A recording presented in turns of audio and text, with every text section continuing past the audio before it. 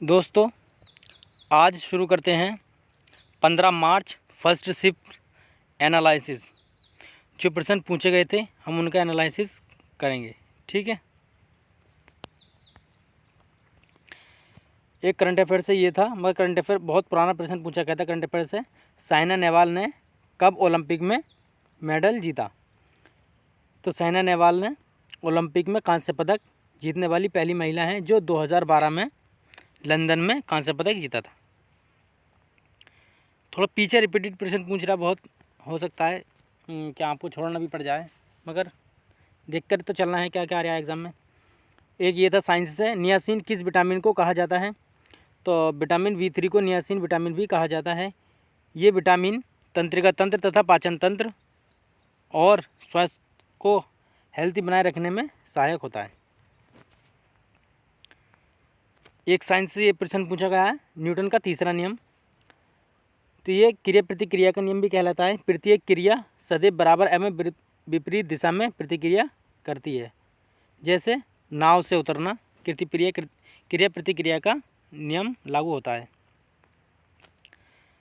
एक संविधान से ये प्रश्न पूछा गया था, भारतीय संविधान के किस अनुच्छेद में हमारी राजभाषा का जिक्र है? तो अनुच्छेद 343A में हिंदी हमारी राजभाषा है और संघ की राजभाषा हिंदी तथा लिपि देवनागरी होगी। एक हिस्ट्री से ये प्रश्न पूछा गया था कि अमृतसर की संधि कब हुई? तो ये 1809 में अमृतसर की संधि ईस्ट इंडिया कंपनी और सिख साम्राज्य के संस्थापक महाराज रणजीत सिंह के मध्य हुई थी।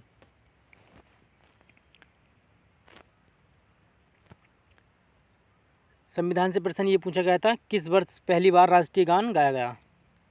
तो ये 1911 में पहली बार राष्ट्रीय गान गाया गया।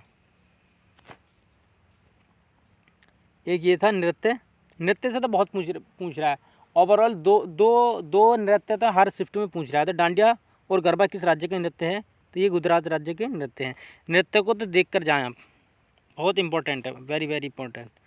संविधान सभा का विचार सर्वप्रथम किसने दिया? तो ये दादा भाई नौरोजी ने सर्वप्रथम संविधान का विचार दिया। एक क्वेश्चन ये था, इंसुलिन की कमी से कौन सी बीमारी हो जाती है? साइंस का प्रश्न है।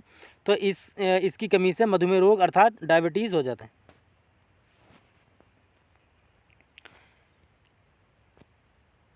ये खेल से प्रश्न पूछा गया था, मगर अंतर्राष्ट्रीय लेवल पर पूछा गया था। भूटान का राष्ट्रीय खेल कौन सा है? तो भूटान का राष्ट्रीय खेल तीरंदाज है। मंदिर से पूछा गया था कि लिंगराज मंदिर किस शैली में बना हुआ है? तो ये नागर शैली में बना गया है। नॉर्थ में जितने भी बने हुए हैं नागर शैली में है। 101वां संविधान संशोधन किससे संबंधित है? ये संविधान से पूछ लिया गया है। तो 101वां संविधान संशोधन GST से है, जो गुड्स एंड सर्विस टैक्स। एक प्रश्न ये पूछा गया था करंट अफेयर से, तो US ओपन 2022 किसने जीता? तो ये खिताब स्पेन के कॉलरोज अल्कराज ने अपने नाम किया। एक पुस्तक भी पूछी गई है। पुस्तक में ये था, मेघदूत के लेखक हैं, तो ये कालिदास।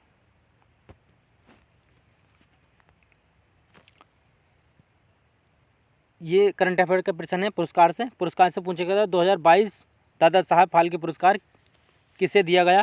तो इसका उत्तर है 30 दिसंबर 2022 को भारत के प्रसिद्ध अभिनेत्री आशा पारेख को दादा साहब फाल्के पुरस्कार 2022 से सम्मानित किया गया। एक ये भी पूछा गया था खेल से कि बेसबॉल में कितने खिलाड़ी हैं? तो ये खेल 2 टीमों के बीच खेला जाता है। एक टीम में 9 खिलाड़ी होते हैं, अगर ये प्रश्न पूछा गया है तब।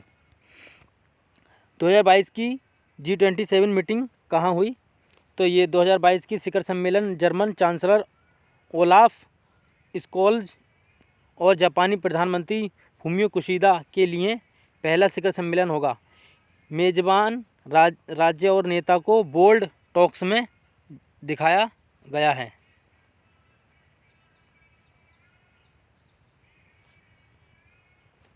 अनुच्छेद 370 किससे संबंधित है?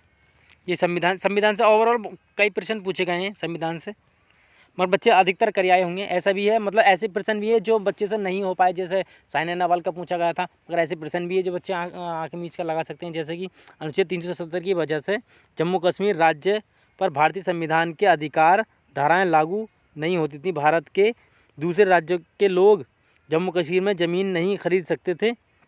भारतीय संविधान की धारा 360 के तहत देश में वित्तीय आपातकाल लगाने का प्रावधान है, ये जम्मू कश्मीर पर लागू नहीं होता है। तो ये मतलब अनुच्छेद 370 जो है जम्मू कश्मीर से संबंधित है। ठीक है, तो इतना ही था। जैसे जैसे हमें एनालिसिस मिल रहा है, प्रश्न मिल रहे हैं, बच्चों से पूछ रहे हैं, वैसे वैसे हम आपको एनालिसिस टाइम टू टाइम दे रहे हैं।